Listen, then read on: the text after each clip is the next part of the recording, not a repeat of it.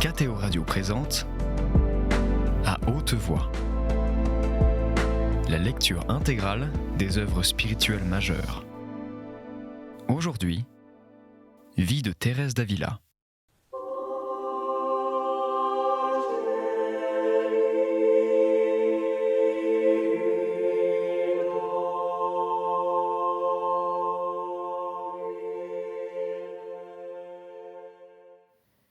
Il y avait en moi si peu d'aptitude pour me peindre les objets à l'aide de l'entendement que je ne pouvais imaginer les choses que je n'avais pas sous les yeux. D'autres, au contraire, ont une imagination qui les aide à entrer dans le recueillement. Pour moi, je ne pouvais que penser à notre Seigneur dans son humanité. Et encore, il ne m'a jamais été possible de me le représenter. En vain, je lisais la description de sa beauté, ou je contemplais ses images, et je n'y parvenais pas. Figurez-vous quelqu'un qui est aveugle, ou qui est dans l'obscurité. Il parle à une personne, il sait qu'il est en sa présence, parce qu'il a la certitude qu'elle est là, il comprend, il croit qu'elle est là, mais il ne la voit pas. Ainsi en était-il de moi, quand je pensais à notre Seigneur. Voilà le motif pour lequel j'aimais tant les images. Hélas, qu'ils sont malheureux ceux qui, par leur faute, se privent d'une ressource aussi précieuse. On voit bien qu'ils n'aiment pas notre Seigneur. S'ils l'aimaient, ils seraient contents de voir son portrait. Car même ici-bas, c'est une joie de voir le portrait d'un ami. À cette époque, on me remit les Confessions de saint Augustin. Ce fut sans doute par une disposition spéciale de la Providence, car je ne les avais point demandées, et je ne les avais même jamais vues. J'avoue que j'ai une dévotion très spéciale à ce grand saint. D'abord parce que le monastère où j'ai habité, avant d'être religieuse, était de son ordre, et ensuite parce qu'il a été pécheur. Or, les saints que le Seigneur a retirés du péché pour les amener à la perfection était pour moi un sujet de consolation très vive. Il me semblait que je devais trouver en eux un appui, et que le Seigneur, qui leur avait accordé le pardon, pouvait bien me l'accorder à moi aussi. Une chose me désolait, c'est que, comme je l'ai dit, un seul appel du Seigneur avait suffi pour les convertir, et ils n'étaient plus retombés. Pour moi, au contraire, ces appels avaient été déjà si nombreux, et c'est là ce qui m'affligeait. Toutefois, la vue de l'amour qu'il me portait me donnait du courage. Et si j'ai désespéré très souvent de moi-même, je n'ai jamais perdu confiance en sa miséricorde. Ô mon Dieu, comme je suis stupéfaite en considérant l'aveuglement de mon âme, au milieu de tant de secours dont vous l'entouriez. Je deviens toute tremblante en voyant le peu d'empire que j'avais sur moi-même, et jusqu'à quel point j'étais enchaînée, puisque j'hésitais encore à me donner tout à vous. Dès que je commençai la lecture des Confessions de saint Augustin, il me sembla m'y voir représentée. Je me mis aussitôt à me recommander à ce glorieux saint. Arrivé au récit de sa conversion, où il parle de la voix qu'il entendit dans le jardin, il me sembla que le Seigneur me faisait entendre cette même voix, tant l'émotion de mon cœur était vive. Je restai longtemps baignée dans mes larmes, toute pénétrée de repentir et de douleur. Oh, qu'une âme souffre, grand Dieu, quand elle perd la liberté qui devait en faire une souveraine. Que de tourments elle endure. Je me demande aujourd'hui avec étonnement comment j'ai pu vivre au milieu d'une pareille torture. Béni soit Dieu qui m'a donné la vie et m'a délivré d'une mort si cruelle. Il semble bien que mon âme obtint alors de notre Seigneur de grandes forces. Il a dû entendre mes cris et se laisser toucher par tant de larmes. À partir de ce moment, je vois croître en moi le désir de demeurer plus longtemps en sa compagnie. Je détourne mes regards des occasions dangereuses. À peine ont-elles disparu que mon amour pour sa majesté renaît dans mon cœur. Il m'en semblait bien que je l'aimais. Toutefois, je ne comprenais pas, comme je l'aurais dû, ce que c'est que d'aimer véritablement son Dieu. J'avais à peine formé, je crois, le désir d'accomplir sa volonté, qu'il me comblait de nouveau de ses faveurs. Ce que d'autres n'obtiennent qu'après de pénibles travaux, on aurait dit vraiment qu'il me suppliait de l'accepter. D'ailleurs, dans ces dernières années, il m'accordait déjà des goûts spirituels et des délices. Je ne lui demandais cependant jamais ses faveurs, ni la tendresse de la dévotion. Je ne l'aurais pas osé. Je me contentais de lui demander la grâce de ne plus l'offenser et de me pardonner mes grands péchés. Ils étaient si grands à mes yeux que sciemment je n'aurais même jamais osé désirer ses joies et ses délices.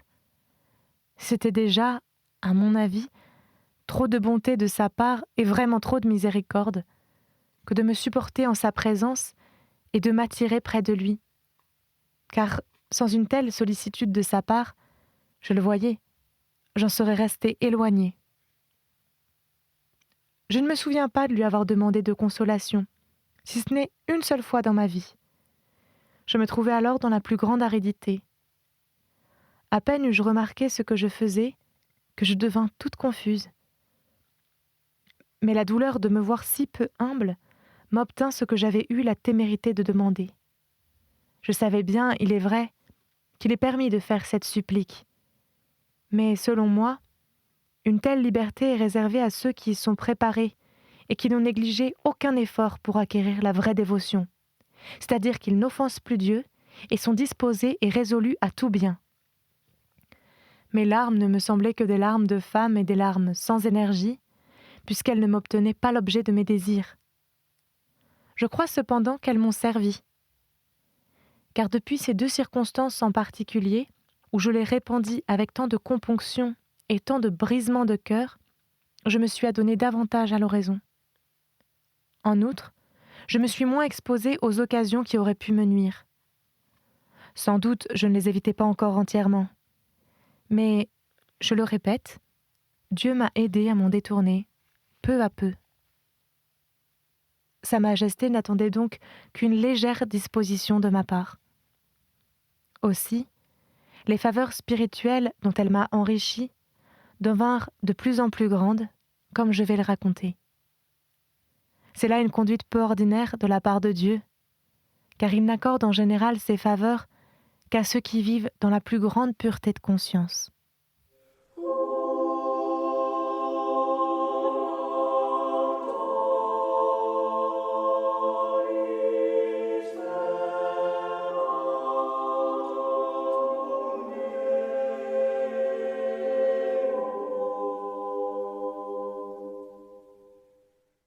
Chapitre 10.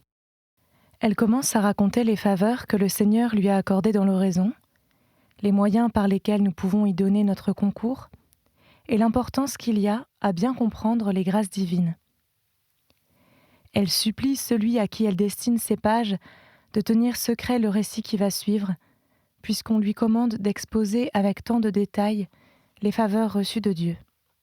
Il m'a été donné plusieurs fois, comme je l'ai dit, de goûter durant un temps très court les prémices de la faveur dont je vais parler maintenant.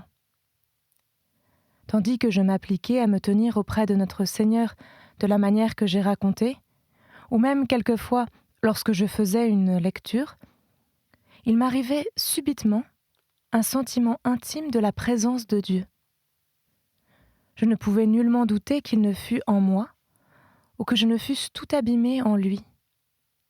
Cette faveur n'est pas une sorte de vision. On l'appelle, je crois, théologie mystique.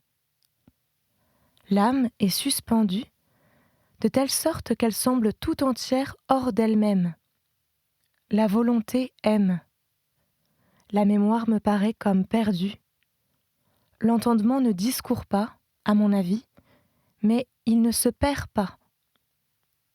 Cependant, je le répète, il n'agit pas par voie de raisonnement. Il est comme épouvanté de tout ce qu'il voit, car le Seigneur veut lui montrer qu'il ne comprend rien de ce que Sa Majesté lui représente. Tout d'abord, J'avais été favorisée d'une tendresse très habituelle de dévotion, dont nous pouvons, ce me semble, nous procurer jusqu'à un certain point quelque chose. C'est une joie qui n'est ni complètement sensible, ni complètement spirituelle. Tout est sans doute un don de Dieu. Cependant, nous pouvons, à mon avis, nous aider beaucoup pour obtenir cette faveur, soit en considérant notre bassesse et notre ingratitude envers Dieu, les bienfaits immenses reçus de sa main, sa passion douloureuse et sa vie si souffrante, soit en nous réjouissant à la vue de ses œuvres, de sa grandeur, de son amour pour nous et de beaucoup de choses qui, sans grand effort de notre part, frappent très souvent l'âme désireuse de son avancement. Si à ces dispositions s'ajoute un peu d'amour, l'âme goûte une joie intime, le cœur s'attendrit et les larmes coulent.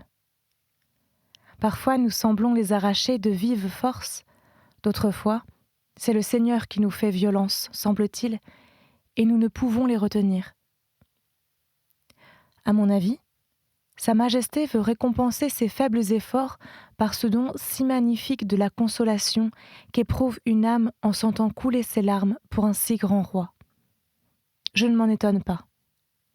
Elle n'a que trop de motifs pour mettre en lui sa consolation. En lui est toute sa joie, en lui sont toutes ses délices. Voici une belle comparaison qui s'offre à moi en ce moment. Ces joies de l'oraison doivent ressembler à celles du ciel. Les bienheureux ne voient que ce que le Seigneur leur donne à contempler, d'après leur mérite. Mais comme ils savent combien ils ont peu fait pour l'obtenir, chacun d'eux est content de la place qu'il occupe. Or, il y a une très grande différence entre les divers degrés de bonheur au ciel, et cette différence dépasse de beaucoup celle qu'il y a dès ici-bas entre les divers degrés de joie spirituelle, quelle qu'elle soit. En vérité, quand une âme commence à goûter ces faveurs divines dont je parle, il lui semble presque qu'elle n'a plus rien à désirer.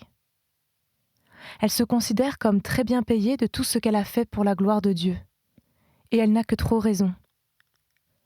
Car une seule de ces larmes que, je le répète, nous nous procurons presque par nos efforts, bien que rien ne se fasse sans le secours de Dieu, ne pourrait être payée, se semble, par tous les travaux du monde.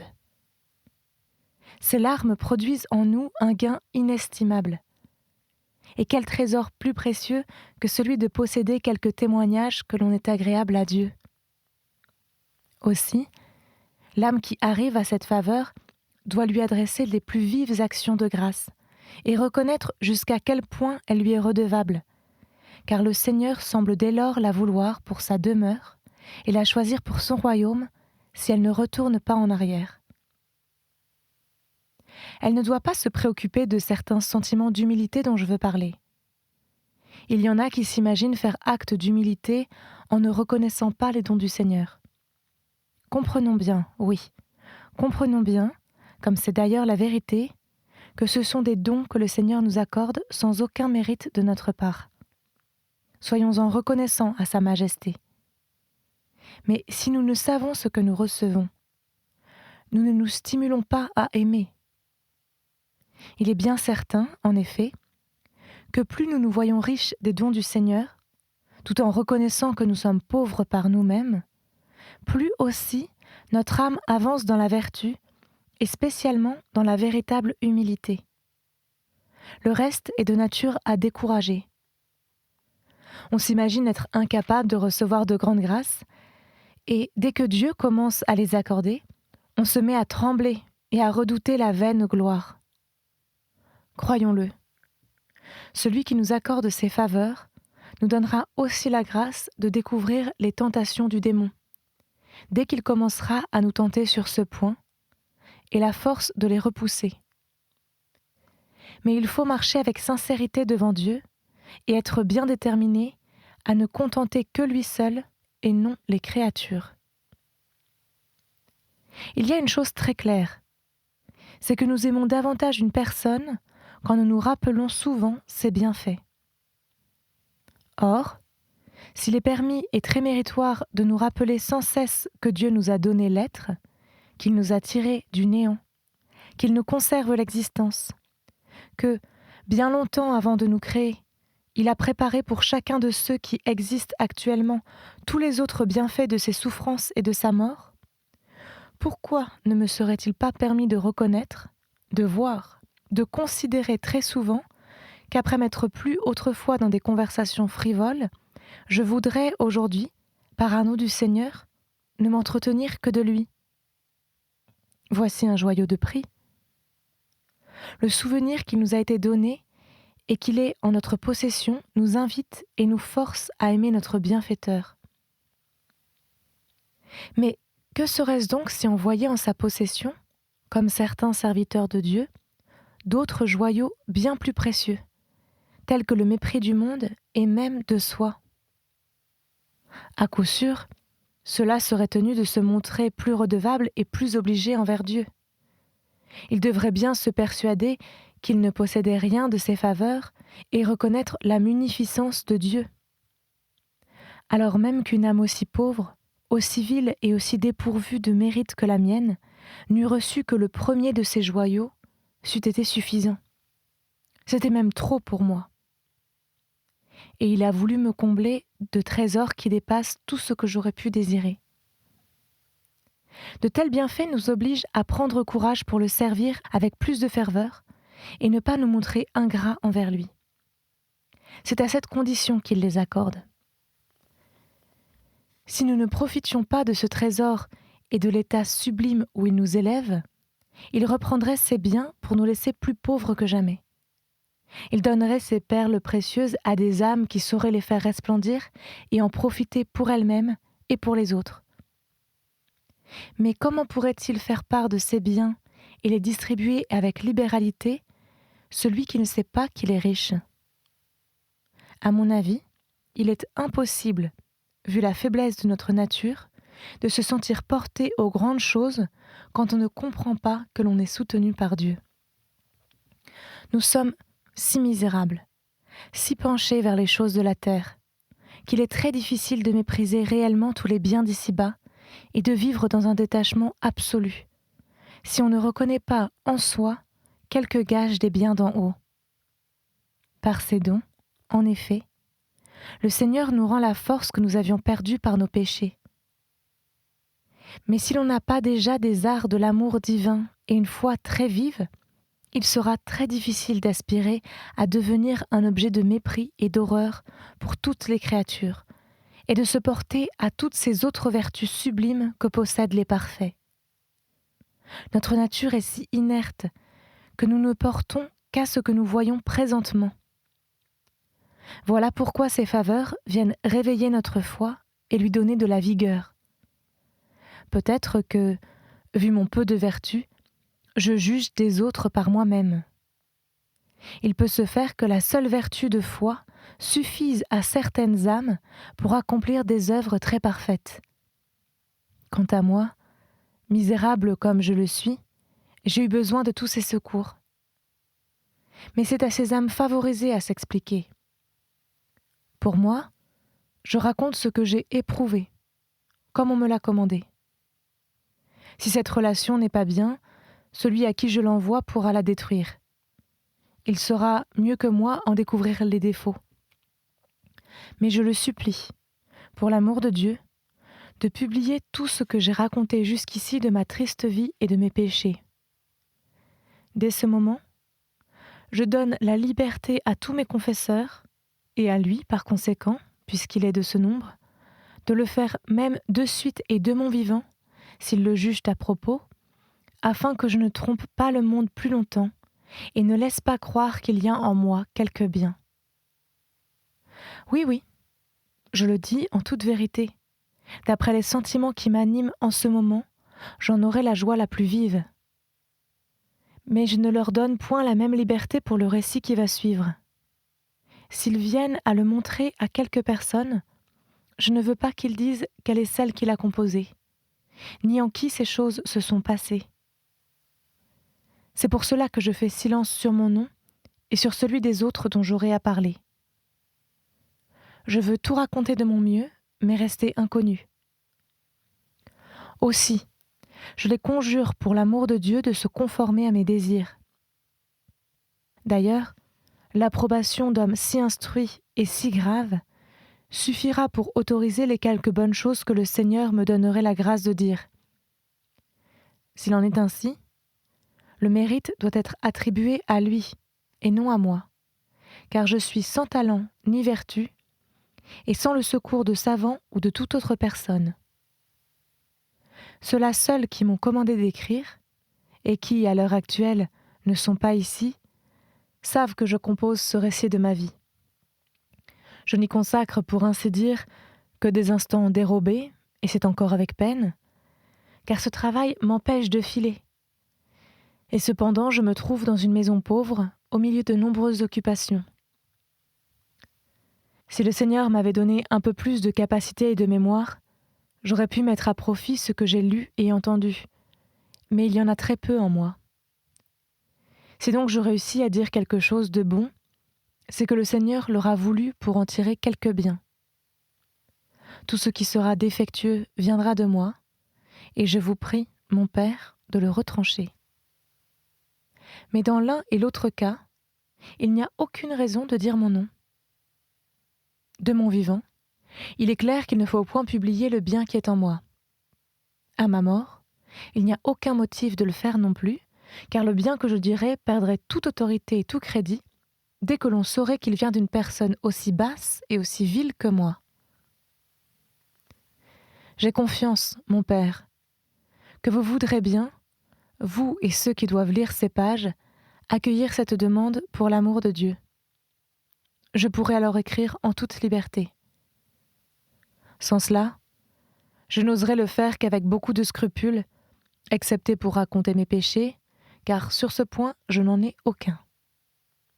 Quant au reste, il me suffit d'être femme pour perdre tout courage. À plus forte raison, lorsqu'on est une femme aussi misérable que moi. Ainsi donc, tout ce qui sera en dehors du simple récit de ma vie, veuillez, mon Père, le garder pour vous, puisque vous m'avez tant pressé de faire une relation des faveurs que le Seigneur m'a accordées dans l'oraison. Je suppose, bien entendu, qu'elle sera conforme à notre sainte foi catholique. Sinon, mon Père, vous la brûlerez immédiatement. Et dès ce moment, je m'y soumets. Je dirai donc ce qui se passe en moi. Si ce récit est conforme à nos croyances, il pourra vous être de quelque utilité. Dans le cas contraire, vous me détromperez afin que le démon ne trouve pas de profit là où je croyais moi-même en trouver. Le Seigneur sait bien, comme je le dirai plus loin, que j'ai toujours recherché les personnes capables de m'éclairer. Malgré le désir que j'ai de m'exprimer avec la plus grande clarté, ces choses de l'oraison seront bien obscures pour celui qui n'en a pas l'expérience. J'indiquerai divers obstacles qui, selon moi, empêchent l'âme d'avancer dans ce chemin, et d'autres choses où il y a danger.